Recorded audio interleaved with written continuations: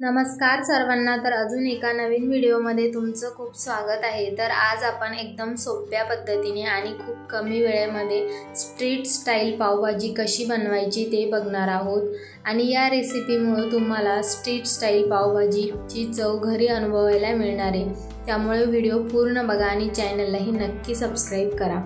तर पावभाजी बनवण्यासाठी मी या भाज्या घेतलेल्या आहे। तर यातल्या काही भाज्या आपल्याला अगोदर कापून घ्यायच्या आहे। तर त्यामध्ये मटर, टोमॅटो, गाजर, बटाटा, गोबी आणि किसलेलं बीट घेतलेलं आहे। तर आपल्याला हे आता कुकरला अगोदर शिजवून घ्यायचं आहे। तर मी कुकरमध्ये थोडंसं तेल टाकलं आणि बटर टाकून या भाज्या टाकलेल्या आहे त्यामध्ये।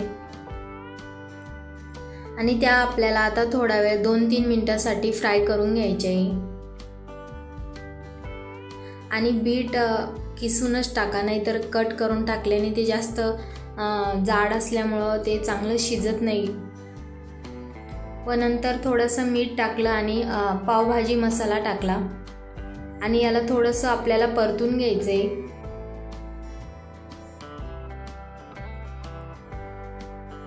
तर मी आता 2 ते 3 मिनिटं या भाज्या परतून घेतलेल्या आहे। तर आता आपण यामध्ये पाणी टाकणार आहे। तर यामध्ये मी 1 वाटी पाणी टाकलेलं आहे आणि पाणी आपल्याला जास्त पण नाही टाकायचं आहे। तर आता आपण कुकरचं झाकण लावून याच्या 2 ते 3 शिट्ट्या करून घेऊ।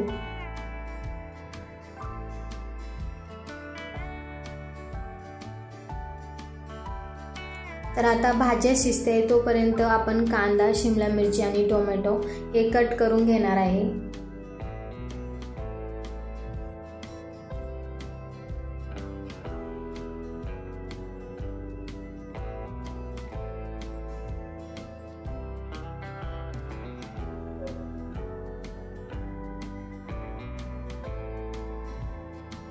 आणि अशा प्रकारे जर तुम्ही पावभाजी बनवली तर ती खूप कमी वेळेतही बनते आणि पावभाजी तर बनवायला खूप सोपीच आहे।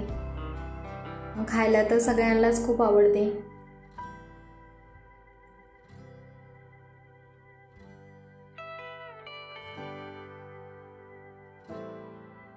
आणि यासोबतच मी थोडीशी कोथिंबीरही कापून घेतलेली आणि अद्रक लसूण पण ठेचून घेतलेला आहे।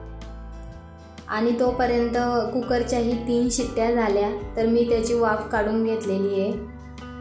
आणि मस्त अशा भाज्या आपल्या शिजून तयार झालेल्या आहे।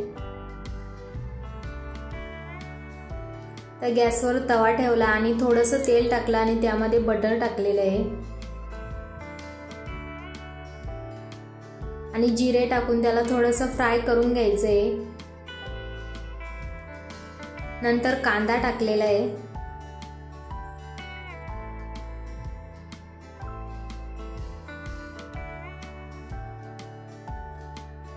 आणि तुम्हाला पावभाजी जर तव्यावर नसली करायची तर तुम्ही कढईतही करू शकता।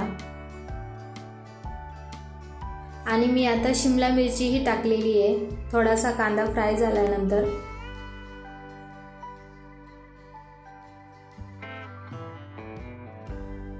आणि शिमला मिरची आपल्याला अशी कांद्यासोबतच फ्राय करून घ्यायची आहे, कुकरमध्ये शिजायला नाही टाकायची आहे। आणि कांदा शिमला मिरची फ्राय होतीये तोपर्यंत मी या भाज्याही मॅश करून घेत आहे।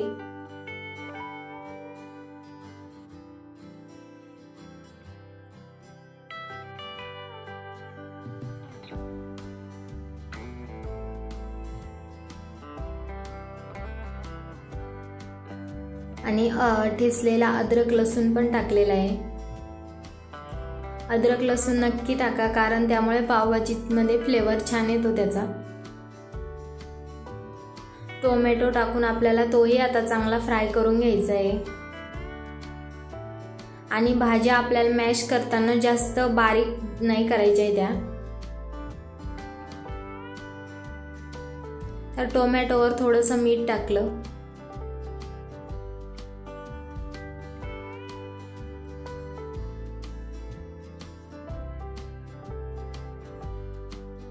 आणि आता फ्राय झालेले आहे। तर आपण मिरची पावडर, हळद, गरम मसाला, धने पावडर टाकलेलं आहे आणि हा पावभाजी मसाला आहे। थोडीशी कस्तुरी मेथी पण टाकली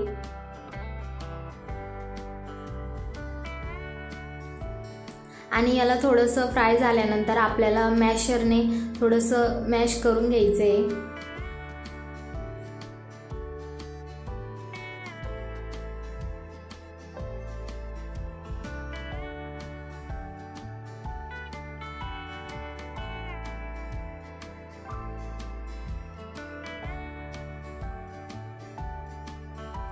तर आता हे तयार झालेले, तर आपण मॅश केलेल्या भाज्या त्यामध्ये टाकलेल्या आहे आणि ते आपल्याला आता चांगलं मिक्स करून घ्यायचं आहे।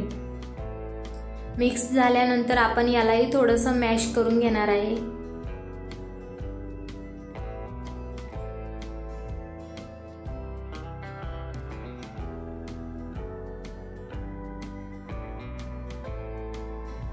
तर आता हे मॅश करून झालेलं आहे आणि भाजी थोडीशी घट्ट आहे, तर मी त्यामध्ये गरम पाणी करून टाकत आहे थोडंसं। आणि पाणी आपल्याला भाजीमध्ये गरम करूनच टाकायचं आहे। व आता आपल्याला भाजी कितपत पातळ पाहिजे त्यानुसार पाणी टाकून घ्यायचं।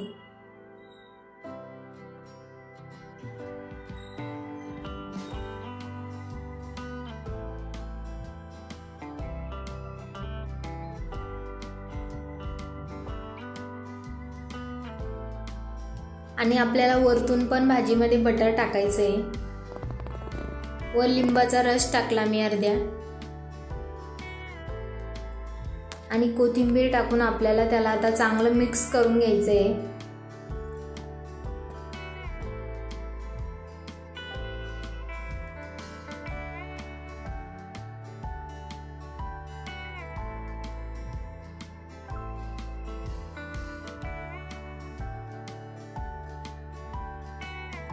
आणि तुम्ही पण पावभाजी अशा प्रकारे एकदा नक्की ट्राय करून बघा, खूप छान होते ही भाजी।